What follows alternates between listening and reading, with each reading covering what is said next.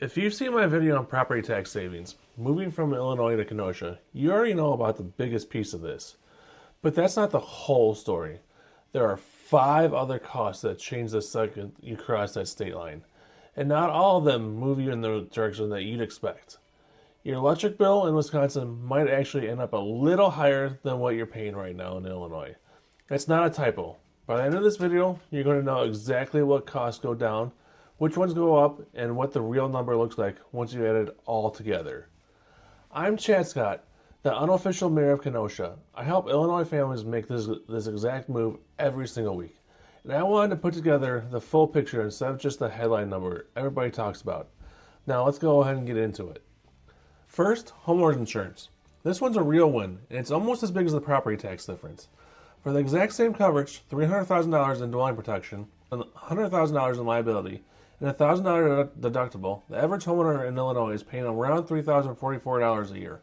That same policy in Wisconsin runs about $1,648. That's nearly half. So if you're already counting the property tax savings in your head, you can stack almost another $1,400 a year on top of that from insurance alone. What that means for you is that on top of whatever you're already saving every month on property taxes, you can tack on another $110 or so just from switching your homeowner's policy. That's real money that you can put toward your new mortgage, your moving costs, or just some breathing room in the monthly budget. Second, car insurance. I want to be straight with you here. This one isn't a big one, and I'd rather tell you now than have you expect a windfall that doesn't show up. Illinois drivers are averaging around $1,922 a year for full coverage. Wisconsin drivers are averaging around $1,789. That's a real difference, but it's only about $130 a year, roughly $10 a month. So don't build your budget around a big savings here. Just know that's not going to hurt you either. The reason that it's this close is that the auto insurance pricing comes down mostly to your driving record, your specific vehicle, and which company you go with. Not really which side of the state line that you live on. So once you move, shop around instead of just assuming that Wisconsin automatically means a better rate. Some companies price it lower up here, and some don't. So it's worth a few phone calls to actually find out if you get a cheaper rate or not. By the way, if you want the full breakdown of everything that we're covering today, written out, plus what it means for your specific situation, I've got a free 14-page Kenosha relocation guide linked down below in the description. Go ahead and grab it while you watch. Okay, let's get back into it. Third, and this is the one that actually surprised me when I dug into the numbers, your utility bills might not go down. And depending on the month, they could actually go up a little bit. ComEd customers right now are averaging somewhere around $107 to $120 a month for electricity. We Energy's customers up here are running closer to $122 to $140. Natural gas tells a similar story. Nicor rates work out to about 60 cents a therm once you're adding the supply and delivery charges together.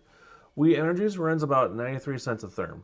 During a cold month, that's the difference between paying maybe $33 and $59 more a month on your gas bill up here. Why is this happening? Well, both ComEd and We Energies have been pushing really hard through rate increases the last couple of years to pay for grid upgrades and reliability work. This isn't a Kenosha problem or an Illinois problem. It's happening almost everywhere right now. And I'm telling you this because I'd rather you hear it from me now than get surprised by your first January bill. Fourth, income tax. And this is the one that people misunderstand the most. Illinois has a flat 4.95% income tax, no matter what you make. Wisconsin's is progressive, running from 3.5% up to 7.65%. But here's the part that actually matters. That top rate only kicks in once you're making more than about $315,000 as a single filer or $420,000 filing jointly. Almost nobody watching this video is anywhere near that number. Most of you are going to land in Wisconsin's 5.3% bracket, which is close enough to Illinois' flat rate that it basically washes out. Let's actually run the numbers instead of just asking you to trust me on this. Say you and your spouse bring in about $150,000 a year combined. In Illinois, that flat 4.95% comes out to about $7,425. In Wisconsin, once you work through the actual brackets instead of just starting at that scary top rate, it comes out to right around $7,430. We're talking about a $5 difference on $150,000 of income. That's about as close to dead even as taxes ever get. And if you end up commuting back to Illinois for work, there's an actual reciprocity agreement between the two states. So you get to choose which state you pay your income tax to. That's worth knowing before you assume one way or the other. Fifth, the stuff that you buy every single week. Gas at the pump has been running about 50 cents a gallon cheaper up here compared to Illinois. Groceries are running somewhere around 13% cheaper than what you're paying probably in the Chicago area right now. To put a real number on that, if your family is spending around $250 a week on groceries in Illinois, that same car is probably going to run you closer to $215 or $220 up here. And sales tax is a flat 5% in Wisconsin, compared to up to 10.25% in Cook County. But Wisconsin charges no tax on food. Illinois might charge a 1% tax on food, depending on where you buy it. None of these by themselves change your life, but they hit every single week, all year long, without you ever having to think about it. And that's exactly the kind of savings that shows up quietly in your bank account instead of on a spreadsheet. So here's the actual bottom line.